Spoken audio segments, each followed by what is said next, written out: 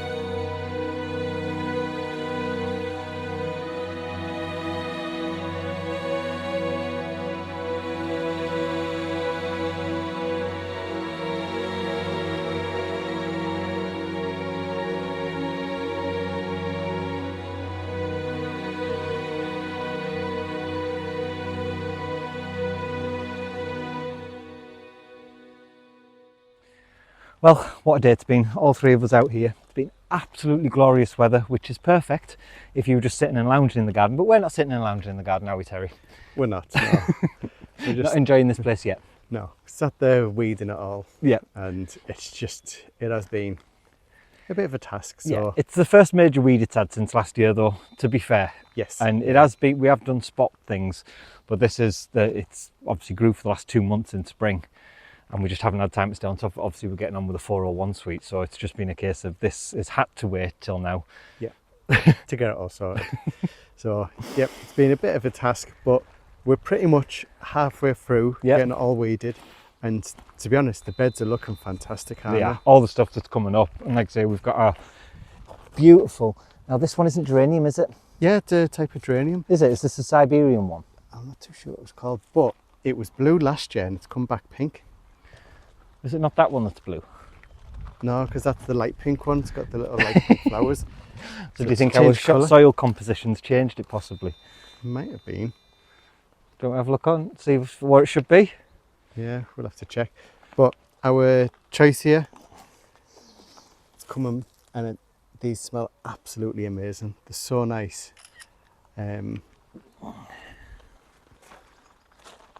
Geranium sanguineum. No, geranium.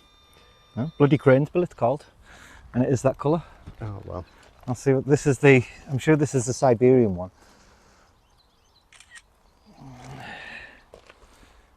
Geranium Endrus cranesbill, Geranium endresi. So there we go. Hey ho. we do have geranium. We know the geranium. We're right in that, but there's been lots of other stuff. So there's so much coming out. Whether it be you look at like the choisias that are all coming together. Yeah. The figs. We've got figs on the fig trees on both sides of the garden. But all this is just starting to. It's just starting to flower beautifully. Obviously, when we put these in, this I remember putting in. It was like this big. Yeah, it's beautiful, that one. And look at it. And again, this looks like a cranesbill of some sort, but I don't know now. No, I'm not too sure what that one is. I'm all confused. I know the one at the back's a type of hydrangea. It's got a very soft pink flower that flowers during winter or autumn, and it's beautiful. Common colubine. I don't think it's that. Let's have a look, see what it says with these. Yeah, common colubine. Granny's bonnet, European colubine. Mm-hmm. But again, that app's brilliant, by the way. I can just take a picture and know exactly where I'm looking at and what I need to do. Yeah. If anything starts looking sick or unhealthy or anything, I know exactly where I do to get it right. Clear jugas. Yeah, they're looking beautiful. And the way that they're spreading and taking up, I absolutely love just the way that they creep along. And again, in time, they'll cover this sort of whole area. Definitely. And that's exactly what we want because it covers the weeds. Yeah. Well, Shane obviously put a lot in towards the end of last year, so we didn't see any of it. No, they're more near the roses and the other alliums and stuff, but it's all just coming together, like say, all the ajuga. Yeah, so all the ajuga that you see everywhere throughout the garden is from one plant. Yeah. We bought one plant when we first started the garden, and this has all been split off from that one plant. So when you get it, you can just separate it time and time again. It's like a strawberry. It's got creepers, so it starts creeping along the ground, and you can just see the nodules there. Yeah. So if you were to cut that off and plant that in, it would literally grow from that. You don't need hormone, root and powder, anything. It will literally grow from the little creepers it puts in the ground. Obviously, Shane knows this. I think this is one of these salvias. Salvia, yeah. And again, it does smell nice. Everything's got a beautiful. All the hydrangeas are coming back. They've all done really well. They've all lasted over winter. Now, I'd say about 90% of the stuff has done really well. And obviously, we have to say, I know we called this garden Jardin de Brindley, but I think you've made it Jardin de Paisley, haven't you? He absolutely loves it. Her and Patrick love it. We've got our beds here, so we've got our Ilex crenata hedging. Yep, and then we've got all the agapanthus. Yes. And these were giant blues, so these grow to about 1 metre, I think, with the big, beautiful flowers on them. And again, they've all lasted really well over winter. Everything's coming up absolutely beautifully. Obviously, the Ilex hasn't had time to grow. That only went in at the back end of last year. So it's had winter, it's seen winter out. We have lost, I'd say 3 or 4 of them, but I'd say less than 1% of what we've actually put in. Yeah, to be fair. We put over 600 in, so yeah, we've lost 3 or 4. Yeah, I don't think it's bad going, and I think the ones that we have lost has been more moles pushing them up out the ground and we haven't realised quick enough. Definitely. But yeah, as we're seeing, all of these, so right the way along, all the sajuga, right the way around, it's in between all of the rose bushes, and again, it's just done so well. Again, it's saved us a fortune though. Could you imagine buying one of these for everything? No, these are absolutely beautiful. the Neapolitanum. Yeah, it's Allium Neapolitanum, I think it's called. And again, beautiful white. These were all bulbs that were sent by the wonderful Wanda last year. She was the one that won the competition to come stay in the chateau, and she had such a good time. She wanted to help out by sending us some bulbs. And we'll show you the rest of them that are coming up, because it's just stunning right the way around the garden, isn't it? Having this nice bit of early colour. It is. And every single white rose, so these bushes in between are all white roses. But these were just tiny little sticks. Yeah. When they went in last year, they were literally just little, they were a stick. Yeah. That's all that it was. And then Mum's been busy over here. So again, we've got the ajuga, the agapanthus, and the hedging, the Alex crenata. Yep. And again, this will all just fill out lovely. I'm sure Shane's got more to go in here. I think where your study's doing a ring of allium. Yep. And I know these are pittosporum. I think they're a type of pittosporum, aren't they? Yeah, the pittosporum. I recognise the pittosporum now. They've got weird leaves. Yeah. Yeah, that's pittosporum. So again, they grow up. We've seen these big, beautiful bushes, haven't we? When they're done, massive. Again, it's just it's the nice. I like the leaves on it. They're not. And I think one of the things that we've been surprised with all of the tulip bulbs, just how beautiful they've been. That was Wanda again. Yeah. Sending all the bulbs, and we've had just a beautiful, while everything else has been coming through. Yeah, It's just that nice little splash of colour. It's just really brought it out, and you can see everything else. So again, another cost-saving method, lamb's ear. Now this again was one plant. It was one little plant that went up on the terrace, and Terry wasn't keen on it there because of how big it got. But look at this, and it feels so, I love how it feels. It's just so It'd be nice there just to create a bit of height at the back. Yeah. But I think that we split off and we ended up getting 4. So we've got one there and one here, and then the same on the other side. So again, everything's just coming back. The little hebes are doing well. All the salvias and sages are flying back up, but they're not just growing up where we planted them. Like you said, they've popped up everywhere. And then our beautiful, the big allium. Beautiful allium, again thanks to the wonderful Wanda. And these are allium gigantum, so big beautiful giant onions basically. But look at them, they're just absolutely stunning, and they're adding that splash of colour. I don't know whether you can hear that, but that's thunder. We're about to be hit with a big storm, so we've got done just in time, and we just want to show you what we've done before we all have to run inside and escape this rain. But the tree hydrangeas, again, come back. We were all worried about these because these were literally the last thing to show leaves this year. So we didn't know whether we'd lost them, but no, we haven't lost them. They've come back and they're doing absolutely wonderfully well. And the lawn, we have a lawn.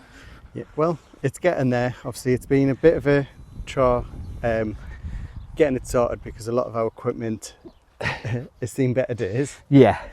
And it's just been so difficult to mow because of the design. And we do have little automatic ones, but again, the design is so intricate, it's so difficult. It's going to always have to, I think it's just going to always have to be done by hand because the areas are so small. Most mowers, you're talking a minimum of 10 metres squared, and we've got little tiny patches that just make it really difficult. So we're going to look at a few things. We'll see if we can get it to go. We'll see if we can get it to work. What we have done, we've put together a little wish list on Amazon, and for those of you that can help, amazing. If you can't, we love everything that you do for us already. Your support is amazing. But if you can help, there's a little wish list there, and we'll put a link in the description. But for now, I think we're going to head in. I know it's sunny, but it's spring, and that storm right there is just about to hit us, and I don't fancy getting soaking wet. So hope you've enjoyed today's show. If you have, please hit the like button, hit the subscribe button, and make sure you got the bell clicked for notifications, and we'll see you soon. Goodbye. bye.